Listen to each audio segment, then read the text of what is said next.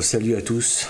Donc là, je continue un peu sur ma lignée. Là, je suis en train de faire une petite série de vidéos.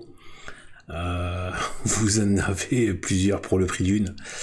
Je les enchaîne, c'est-à-dire à zéro, quoi. 0 €. Ben en fait, voilà. Donc, voilà, je vais faire une vidéo. Celle-là, donc la précédente, j'ai parlé donc de l'enfer. Et encore, hein, c'était sur un point bien précis que j'ai développé. À aller voir avec les références de Saint Jean Bosco et de Sainte Thérèse d'Avila.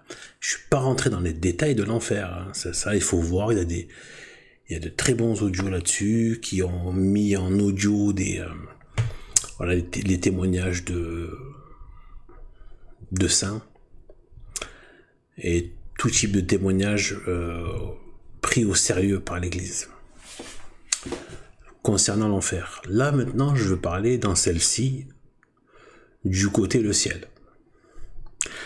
Alors, bon, tout le monde le sait que le ciel, c'est... Il y a toujours quelque chose de... Voilà, quelque chose d'un peu de très... ça n'a pas été vraiment décrit, en fait. Jésus n'a pas voulu vraiment décrire, et en même temps, il l'a dit. Hein, il l'a dit. C'est pas moi qui le dis, hein, c'est des grands saints, des grands docteurs qui le disent.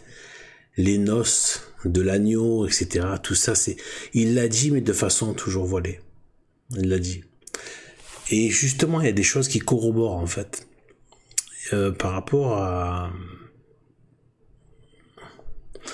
Eh bien là, moi j'ai eu 2 expériences mystiques, je peux dire vraiment.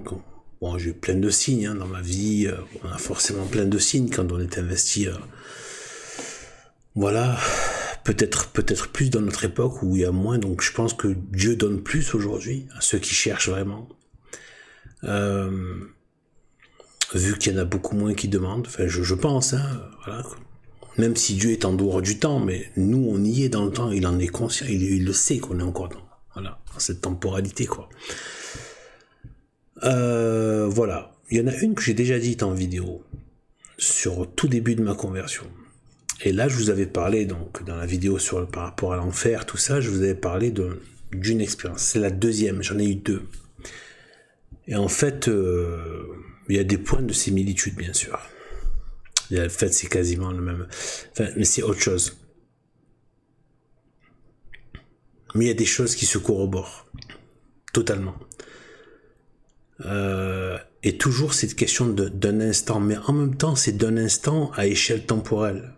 Sur la chose elle-même, il n'y a pas de temps, en fait. C'est pas ça qui fait l'appréciation de la chose.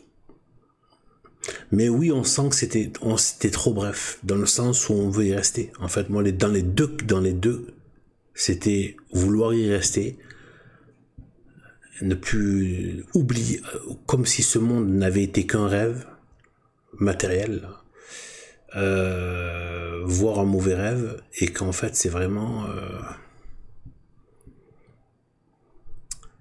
voilà.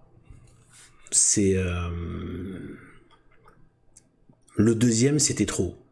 C'était trop, pas dans le sens... c'est trop. Le premier, c'était déjà trop. Le deuxième, c'était trop. Dans le sens où, en fait, c'est tellement beau. C'est quelque chose d'indescriptible. Et en fait, dans le deuxième, donc je vais pas les raconter. Ne vous attendez pas à ce que je les raconterai pas. C'est des choses vraiment que je relaisse dans l'intimité. Voilà. Je l'ai dit qu'à une personne. Vraiment bien détaillée. Eh bien, en fait, c'est... en fait, là, dans celle-ci... En fait, c'était en plein jour. Hein, donc, c'est pas genre un rêve. Voilà. On peut se dire, non, c'était en plein jour. Et c'est... Moi, j'ai du mal à le nommer, mais c'est comme un transport, en fait. C'est comme un transport. Un transport. C'est comme un transport, en fait. Et c'était un moment où j'étais en train d'une vidéo que finalement je n'ai jamais faite, que j'étais en train de préparer, j'étais avec des papiers, tout ça. Là, je faisais aussi sur papier. En fait, sur le tabernacle. Le lien entre le tabernacle et la croix. Donc, le tabernacle de l'Ancien Testament, hein, avec la tente et tout ça, et la croix. Et c'est pendant cette préparation de cette vidéo que finalement je n'ai jamais divulgué. Je pense que je la dirai un jour.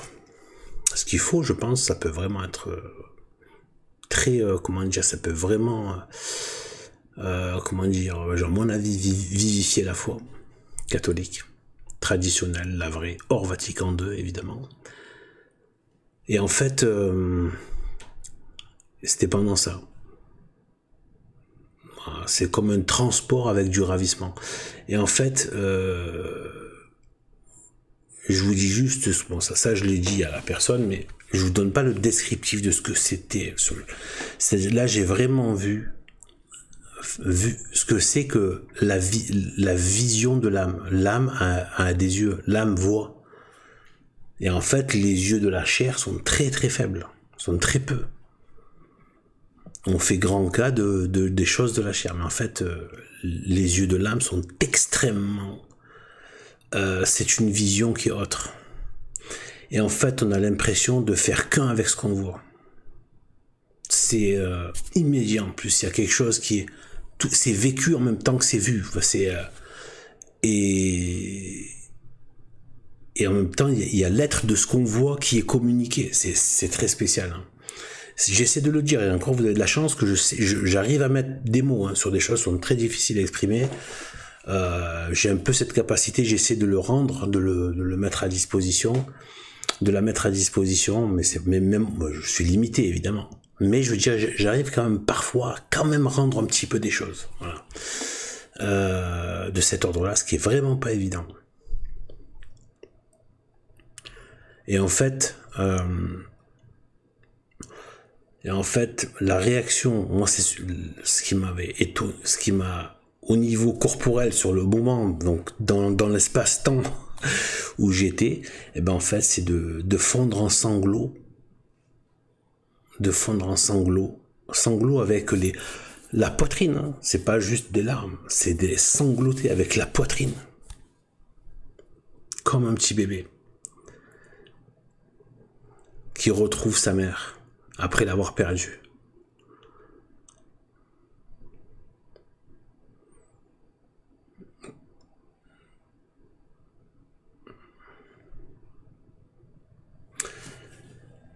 Et en fait,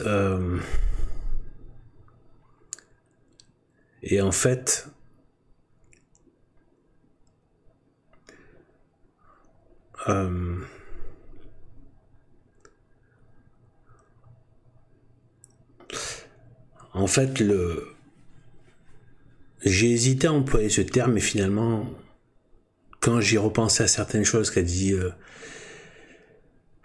Jésus-Christ, et aussi ce que dit l'église de la messe, je pense que je le dis, le terme.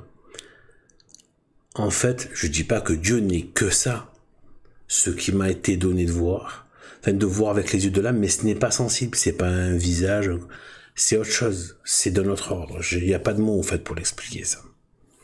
C'est pas voilà, c'est pas comme si tu regardes quelqu'un passer, non, ça n'a rien à voir, c'est autre chose, mais c'est extrêmement réel, quoi. Plus réel que la matière. Moi, je dis que c'est encore plus réel que la matière. C'est net, hein, c'est pas genre flou, quoi, non, c'est très net. Et en fait, mais c'est pas comme ça, c'est pas de la matière, voilà, quoi. Et en fait, je dis pas que Dieu n'est que ça, mais Dieu est une fête. Une fête. Dieu est une fête.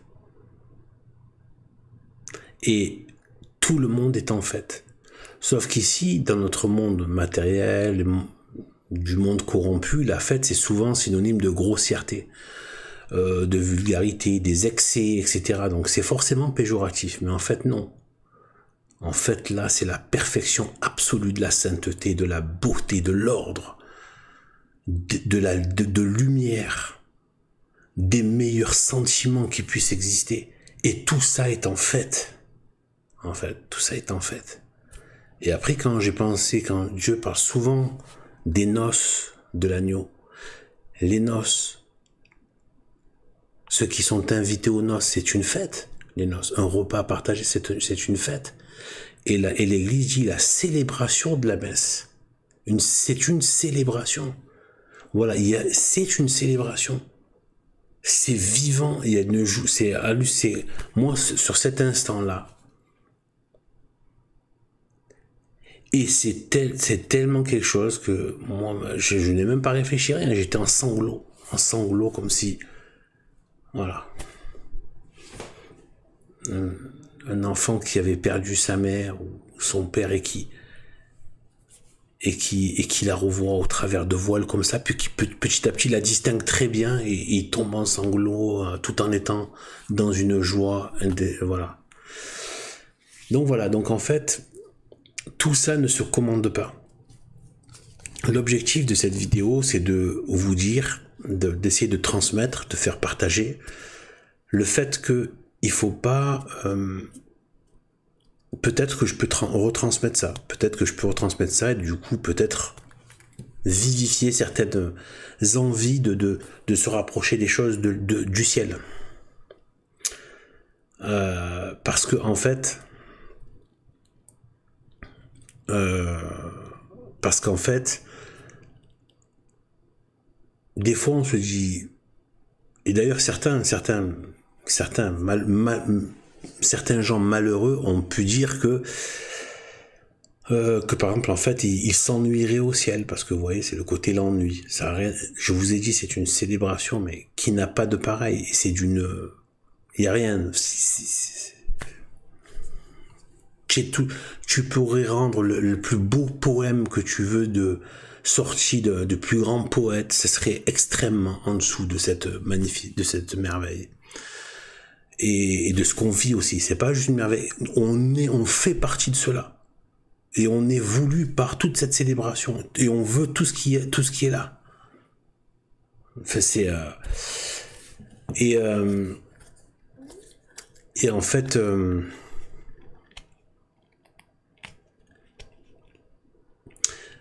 eh bien, en fait, c'est qu'en fait, on a l'impression, on se dit, mais c'est ça, aller passer l'éternité avec Dieu, chanter des cantiques, l'adorer. Des fois, on a presque l'impression, parce qu'on retranspose ce qu'on a sur la terre, qu'on a la lassitude des choses, parce qu'on a des choses finies. On oublie que là, on passe dans l'éternité et dans l'infini avec Dieu, le Tout-Puissant, l'amour infini, le bien infini, etc., qui ne connaît pas de borne, et toute l'excellence et les suavités ineffables du ciel. Eh bien, en fait, c'est pas comme ça que ça se passe. Des deux expériences mystiques d'un instant mais qui sont très forts, qui sont tellement riches.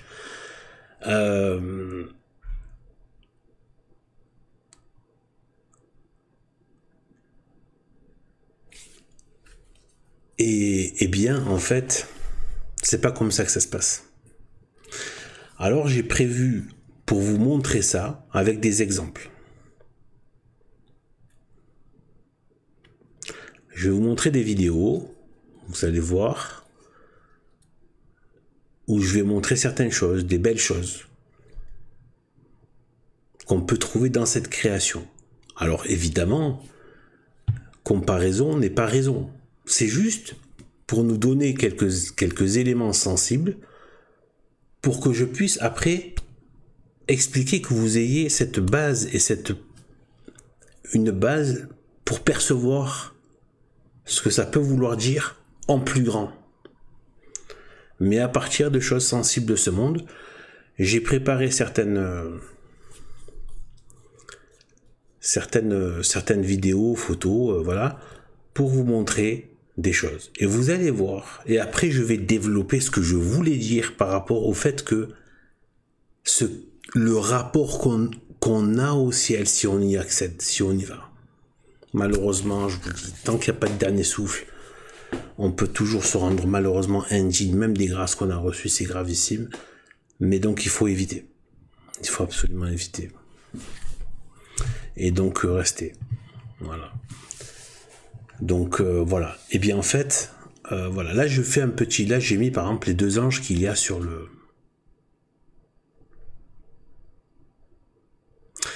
l'arche d'alliance. Et vous allez voir que tout ça c'est lié. Vous voyez la posture qu'ils ont. Dieu a voulu qu'ils soient comme ça. Avec cette révérence. Ils sont en adoration. En prosternation. Et on se dit, mais c'est ça, la vie au ciel, ça doit être ennuyeux. Excusez-moi, hein, c'est façon de parler, bien sûr. Ce qui peut nous venir à l'esprit, etc. Au bout d'un moment, on va finir par s'ennuyer. Ce qu'on se dit.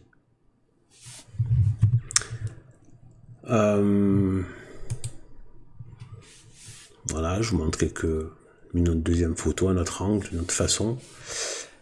Voilà. Voilà comment Dieu a montré. On a un autre, je sais plus quel est le prophète, vous devez le savoir sûrement, celui qui a dit « Saint, Saint, Saint est son nom, le Seigneur des armées ». Donc en fait, voilà, les anges chantent ça, « Saint, Saint, Saint est son nom ». Avec notre esprit un peu vulgaire, on peut se dire « Ouais, au bout d'un moment, ça suffit ». Non, ça suffit pas. Et c'est pas des paroles dictées. Saint, Saint, Saint est son nom. C'est pas des paroles dictées. Bêtement. On va développer. Ensuite, on a, donc j'ai pris quelques petites références donc dans la Bible, notamment dans l'Apocalypse, quand...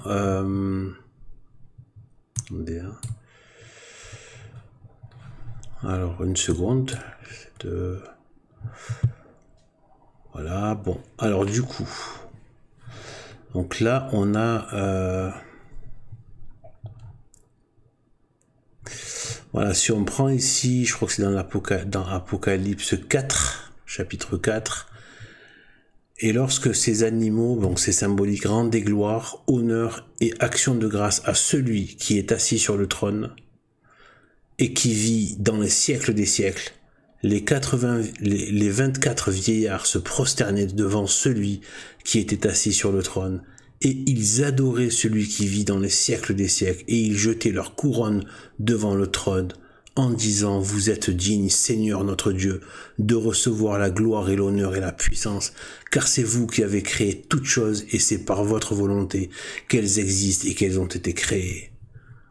Voilà un des rendus qui nous a été donné par Dieu lui-même, par le biais de Saint Jean, l'évangéliste, auteur, on va dire, voilà, qui a retranscrit donc l'Apocalypse, retransmis donc l'Apocalypse, et donc il y a cet état d'adoration, de prosternation et de louange permanente. Alors, dans notre esprit, comme je dis, vulgaire, tourné vers nous-mêmes, corrompu par le péché, etc. Eh bien, en fait, on a du mal à se dire que c'est intéressant, des fois. Tous les délices de la terre réunis sont vraiment quasiment de la boue à côté. De la boue à côté des merveilles. Je dis pas que moi, je les ai vus, tout ça. Je dis, j'en ai eu une espèce de... comme ça. À un moment donné, c'était un instant, il y a quelque chose qui m'est apparu en esprit. Voilà. Et en fait,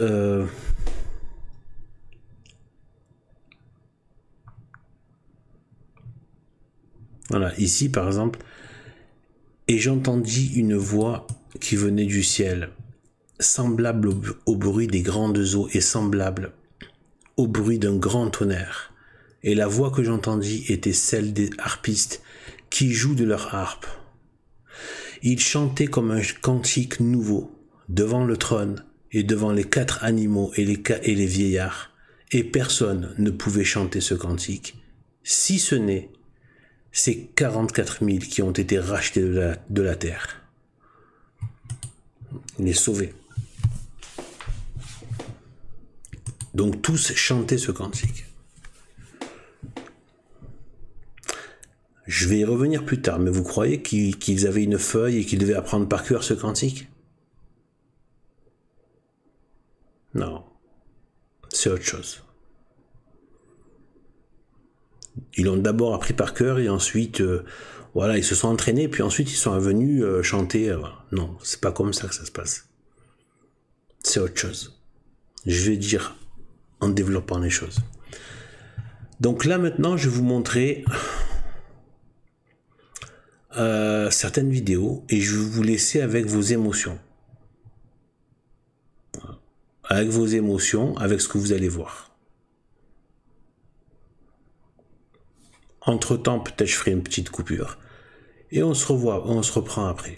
Mais je reste là, je mets ça sur le côté là.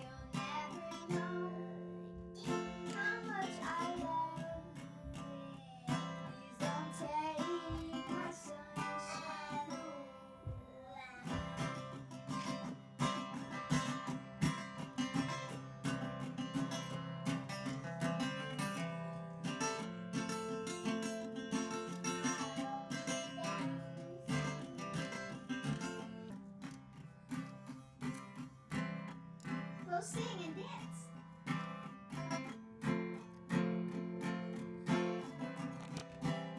Sing low.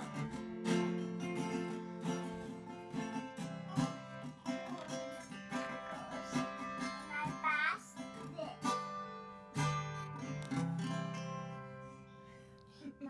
Everybody sing la la la la la. Okay, so he loves that song. He loves heavy metal.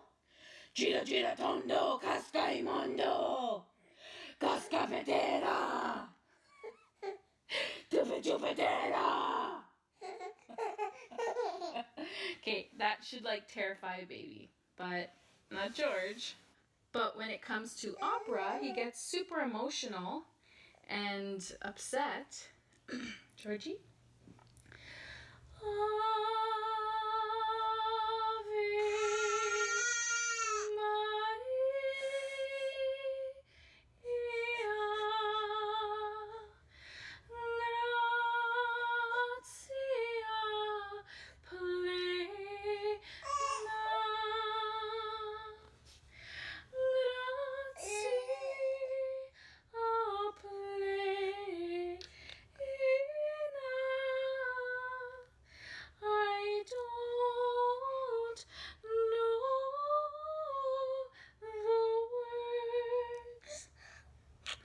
Sorry for that experiment.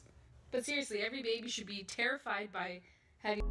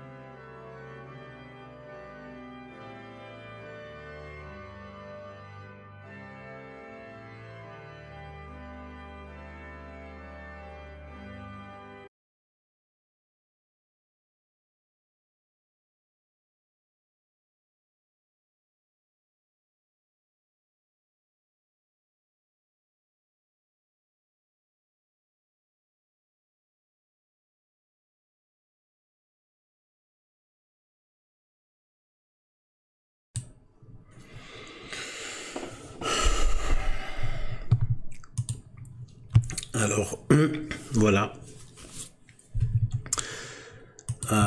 Eh bien, voilà. Là, j'ai concocté un peu ces extraits-là qui réunissent de la beauté, du bien, des choses mignonnes, très mignonnes avec les enfants, très touchantes. La beauté physique, la beauté de la nature, la beauté religieuse. Tout ça. Est-ce que vous avez eu besoin de vous forcer pour aimer ce que vous avez vu? Pas du tout. Bien au contraire.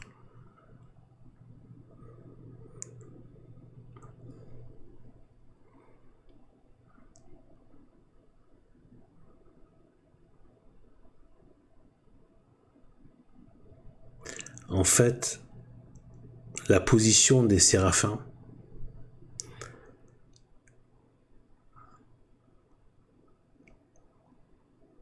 les chants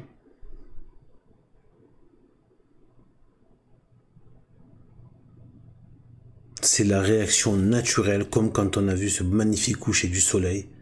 Quand vous voyez un coucher du soleil, il vous vient des mots. C'est beau, c'est merveilleux, les couleurs, tout ce que ça dégage, plus tout ce qui se passe intérieurement aussi, comme ça nous met intérieurement.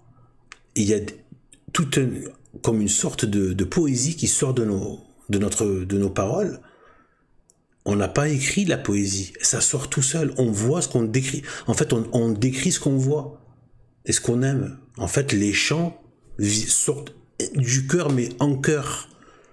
Il y a un côté d'église, de corps. Ensemble, ça sort le même chant. Mais par description de ce qu'on voit. Et non pas quelque chose qu'on a appris, qu'on répète. On est en train de décrire ce qu'on voit. C'est le chant qui décrit ce qu'il voit. Saint, Saint, Saint est son nom. La prosternation, c'est ce qui se fait c'est ce qui se fait. C'est comme l'enfant qui se jette dans les jupons de sa mère. Ça se fait comme ça. C'est pas tiens, bon maintenant il faut que je me prosterne. Non, il est tellement une merveille que tu te prosternes tout seul. C'est ta position et tu l'adores. Tu aimes cette position, tu l'adores. Et les chants qui sortent sont des chants qui sortent du cœur, tout seuls, qui décrivent ce qu'ils voient, ce qu'ils aiment.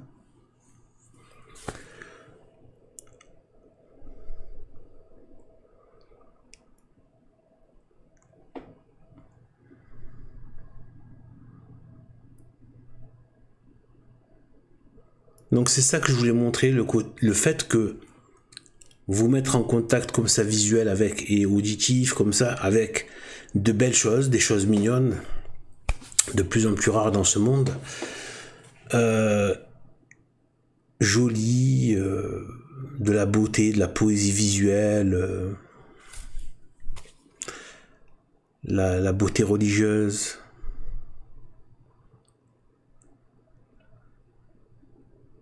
La beauté du religieux au travers de Saint-Pédis. Et en fait, c'était pour vous donner un petit aperçu au niveau sensible du fait que quand on est en contact avec de la merveille, il n'y a pas... Et là, c'est une merveille qui dépasse tout ça, mais de très très loin. L'état d'humiliation et d'adoration est un bonheur. C'est notre état naturel face à la majesté, la beauté de Dieu. On ne se rend pas compte qu'il est la beauté infinie. Tout ce qu'on a vu là, la beauté de Dieu.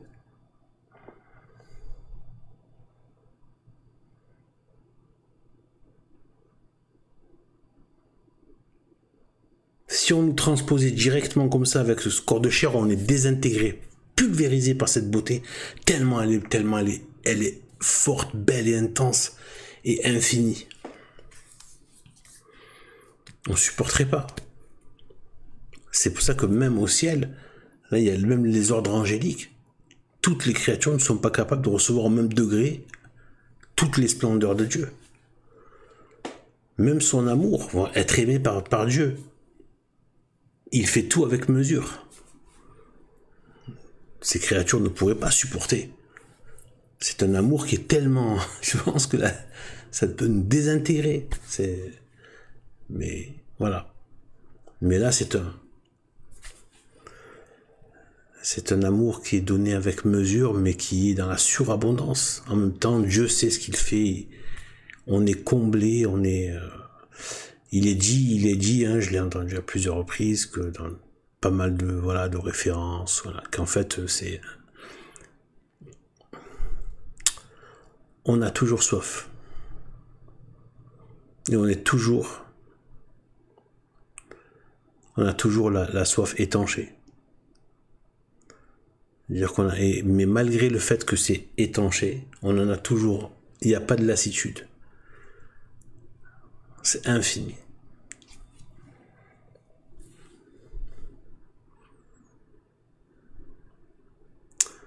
Voilà, c'est pas évident de parler de ce genre de choses, hein. Mais voilà, c'était un peu pour dire voilà que voilà.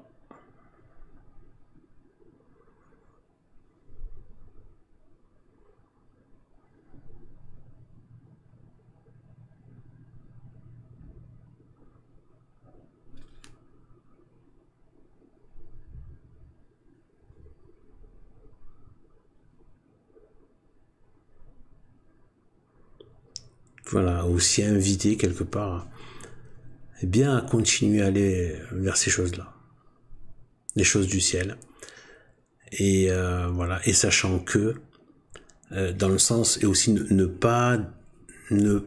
donner quelque part envie de s'y retrouver, tous autant qu'on est, et aussi le fait de ne pas minimiser dans la Sainte Écriture, c'est déjà dit, hein, ou dans les enseignements de l'Église, hein, que tout ce qu'on peut donner, c'est voilà, même donner sa vie en martyr, c'est peu donné par rapport à la récompense du ciel. Il n'y a pas de mesure, il n'y a pas de comparaison possible, quel que soit le martyr. C'est un tel bonheur, d'une telle richesse, d'un infini qui ne s'arrêtera jamais, que rien ne peut dire que Dieu en plus, en fait, il n'en demande pas tant que ça. C'est notre ingratitude, notre aspect déréglé par le péché, qui fait que corrompu aussi par le péché, qui fait que voilà, croire que c'est beaucoup ce qu'il nous demande. En fait, non.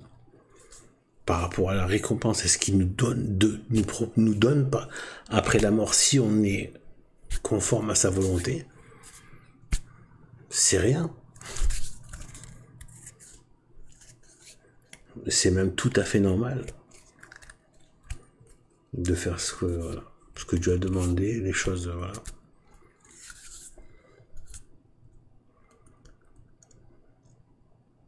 Et c'est de ça que le monde et le Satan veut priver. Parce que lui, il était au plus haut degré de la hiérarchie. C'était Lucifer. Lucifer n'est pas un mauvais nom. C'était le nom qu'il avait dans le ciel. Et à la chute, il a pris le nom de Satan, l'adversaire. Et en fait, donc il était à la plus grande hiérarchie des anges, c'est-à-dire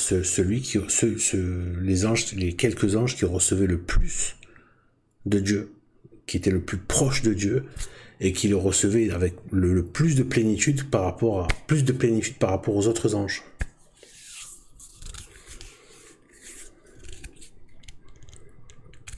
Donc c'est pour ça qu'il faut pas, voilà. On peut très bien avoir, voilà, ici, voilà. Il faut faire attention parce que l'orgueil malheureusement est une véritable peste, hein, qui peut repartir de rien du tout, quoi. Comme il suffit d'un rat pour relancer toute la peste, hein. Un rat dans l'âme là, qui relance toute la peste. Faut faire attention.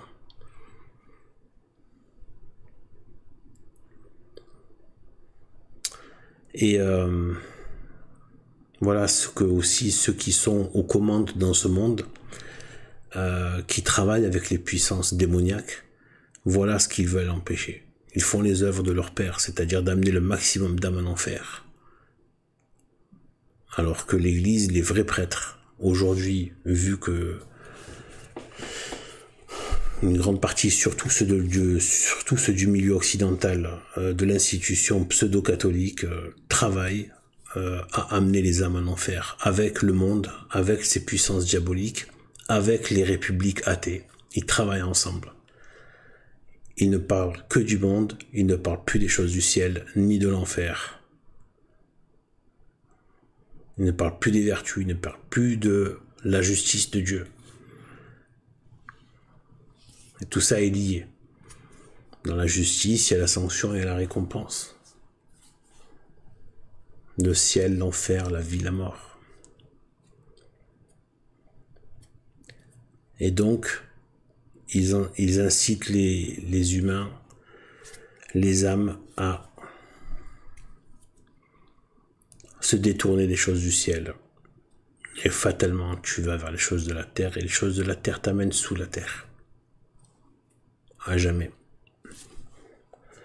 Et les choses du ciel nous amènent au ciel. À jamais.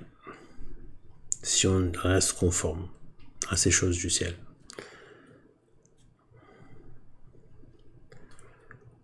Et donc, je pense qu'il y en a parmi ces sorciers dans le monde qui sont conscients, qui ont adhéré à Satan, mais qui sont conscients qu'il y a véritablement le ciel et le royaume de Dieu. Je pense qu'ils font exprès de détourner les gens, parce qu'ils veulent pas. Ils se disent, tous ces gueux, il y a hors de question qu'ils aillent dans cette merveille infinie. Donc, ils leur servent des vies de carrière, de boulot, d'ambition, à la noix, des star systems, des débats, Cyril Hanouna, de l'actu, tous les vices possibles et imaginables, toutes les pertes de temps, toutes les moqueries des choses de Dieu, le matérialisme, la fausse science moderne, les menteurs des universités, qui ne sont qu'une bande de gauchistes collabos du mensonge scientifique, pseudo-scientifique.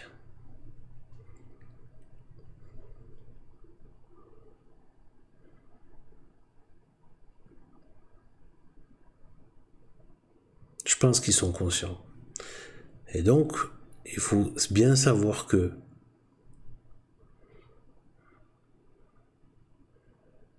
on peut trouver quelques rapports avec ce monde, justement, ça nous permet de pouvoir avoir un point d'appui pour savoir. Mais sachez, il faut vraiment, ce que j'ai appris et ce que j'ai du coup vécu aussi par ces deux expériences mystiques, plus tout ce que j'ai appris, des choses du ciel en lisant lisant ou surtout en écoutant les différents ouvrages et des rendus de saints, de docteurs, d'hommes d'église, etc. Eh bien voilà que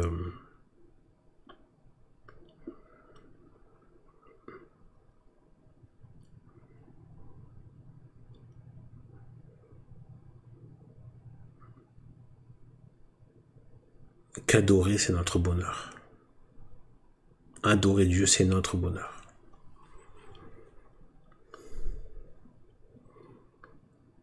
Et ce qu'il est adorable. Il n'y a rien de forcé. D'ailleurs, ce serait indigne de Dieu. L'âme adore, se prosterne, est en émoi, est émerveillée et transit de joie parce qu'il est le bonheur. C'est pas parce qu'il se force ou quoi.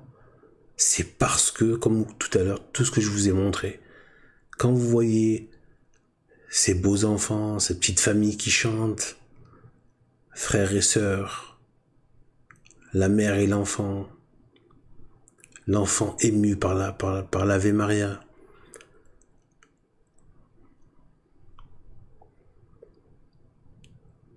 le coucher du soleil magnifique, la beauté des églises, la beauté d'un visage de la jeune femme. Vous n'avez pas besoin de Je n'ai pas besoin, vous n'avez pas, on n'a pas besoin de se forcer pour dire oh c'est beau. Non, c'est immédiat. Mais ça c'est les choses du ciel, c'est puissance infinie quoi.